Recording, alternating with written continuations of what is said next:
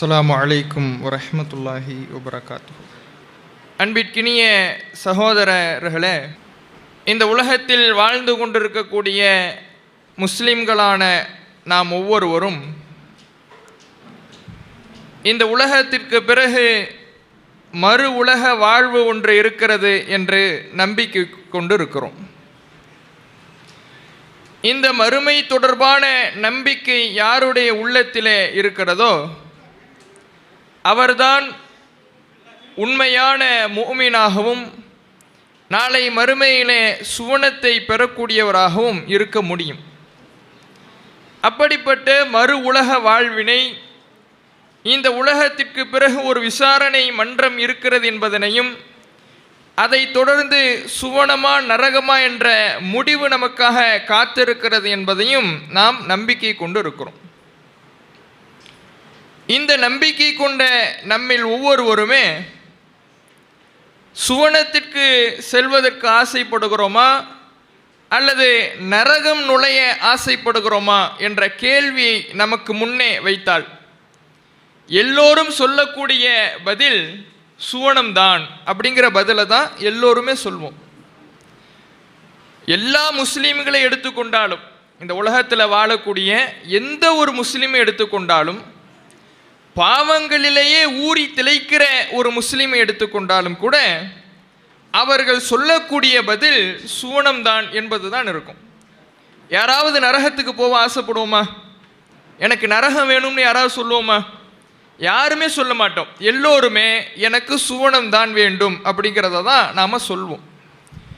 இந்த சுவனத்திற்கு செல்ல வேண்டும் என்றால் இந்த சுவனத்திற்குரியவர்கள் யார் என்பதனையும், சுவனம் யாருக்காக தயாரிக்கப்பட்டிருக்கிறது என்பதனையும் அல்லாஹ் தன்னுடைய திருமறை குர்ஆனிலே சொல்லுகிறான். வஸாரிஉ இலா மக்ஃபிரத்தின் மிர் ரப்பிக்கும் வ ஜன்னத்தின் அர்துஹ ஸமாவாத்து வல் அர்த். இறைவனுடைய மன்னிப்பின் பக்கமும் வானம் பூமியை உள்ளடக்கக்கூடிய சுவனத்தின் பக்கமும் நீங்கள் விரையுங்கள்.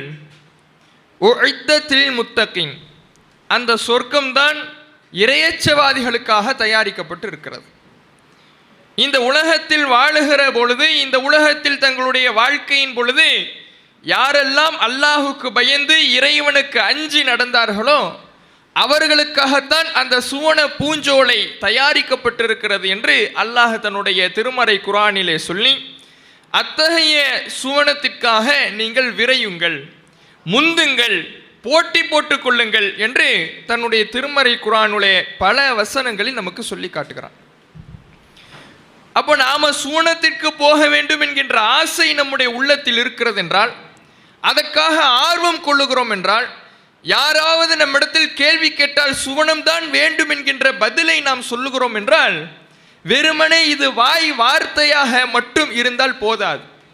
நம்முடைய வாழ்க்கையில இறையச்சவாதிகள் எப்படி வாழ வேண்டும் என்று இறைவன் வழிகாட்டுகிறானோ, இறைவன் நல்ல பண்புகளாக எதையெல்லாம் நமக்கு சொல்லி காட்டுகிறானோ, வாழ்க்கை முறையாக எதை கற்றுத்தருகிறானோ, எதை அனுமதிக்கப்பட்டது எது தடுக்கப்பட்டது என்ற சட்டதிட்டங்களை இறைவன் வகுத்து தந்திருக்கிறானோ அதையெல்லாம் பேணி வாழக்கூடியவர்களாக நாம் இருந்தால் மாத்திரம்தான் நாம் இந்த சுவனத்திற்குரியவர்களாக, உண்மை இறை விசுவாசிகளாக, இறையச்சவாதிகளாக ஆக முடியும்.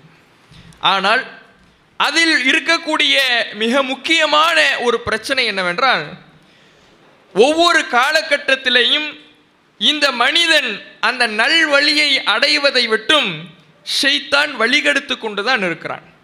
இதில் எந்த மனிதனுமே விதிவிலக்கு கிடையாது. ஆதம் அலைஹிஸ்ஸலாம் அவர்கள் தொட்டு ஒவ்வொரு மனிதர்களையுமே ஷைத்தான் வழிகெடுக்கின்றான், ஆசை வார்த்தைகளை கூறுகிறான், நல்வழியிலே பயணிக்க விரும்புகின்ற மனிதர்களை வழி தவற செய்வதற்குத்தான் அவனுடைய பிரதான நோக்கமாக வேலையாகவே இருக்கிறது. அது ஒவ்வொரு காலகட்டத்திலையும் மாறுபடும். நோக்கம், பிரதான வேலை இதுதான்.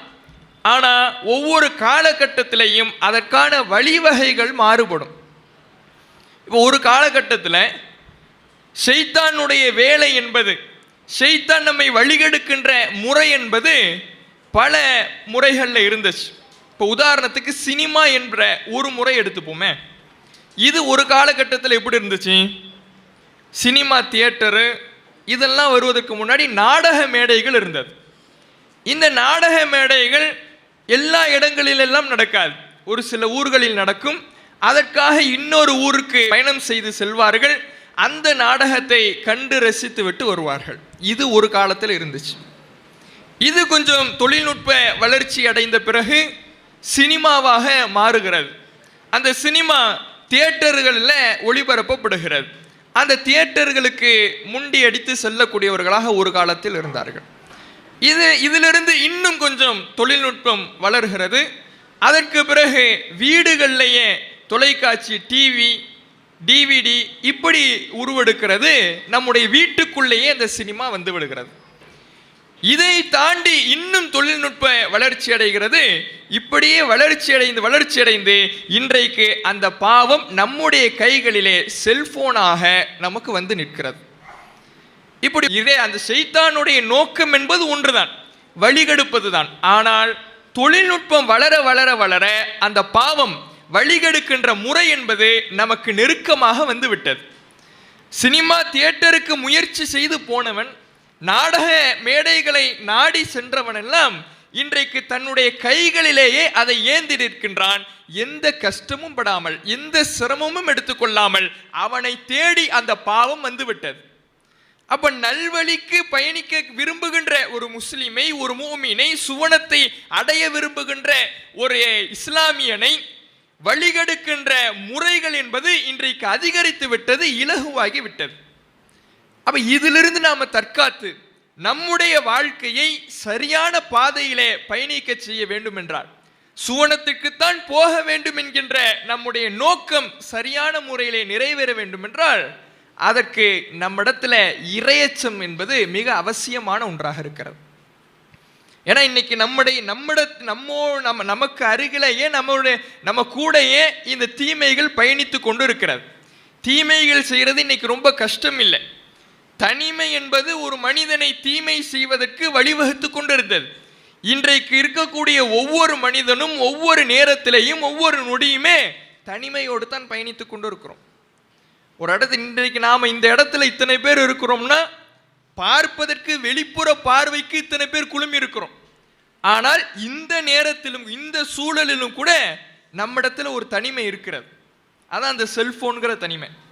இப்போ இந்த இடத்துலயே ஒரு மனிதர் அல்லது ஒருவர் தன்னுடைய செல்போன்ல ஏதாவது ஒன்றை பார்க்கிறார், அல்லது சேட்டிங் செய்கிறார், அல்லது அந்நிய பெண்ணோடு பேசுகிறார் என்றால் அது ஒரு தனிமை தான். வெளிப்புற பார்வைக்கு 100 பேர் குழுமி இருக்கிறோம். ஆனால் நாம் இருக்கக்கூடிய இந்த செல்போன் என்கின்ற நம்முடைய கையில் வைத்திருக்கக்கூடிய அந்த கருவியின் மூலமாக எல்லா மனிதர்களும் ஒரு தனிமையை நமக்கு உடையே வைத்து கொண்டு தான் இருக்கிறோம். ஷைத்தானிய காரியத்தை நம்முடனே பயணித்து கொண்டு தான் இருக்கிறோம். அது நம்மை வழி கேட்டிற்கு கொண்டு சென்று விடாமல், பாவத்திலே மூழ்கடித்து விடாமல், நாம் நம்முடைய நோக்கத்தை நம்முடைய சுவனம் என்கின்ற பயணத்திலே சரிவர பயணிக்க வேண்டும் என்றால் இறையச்சம் என்கின்ற கேடயம் நமக்கு மிக மிக அவசியமாக இருக்கிறது. ஏனென்றால் சுவனவாதிகள் என்பவர்கள் அவர்கள் இறையச்சவாதிகள் தான்.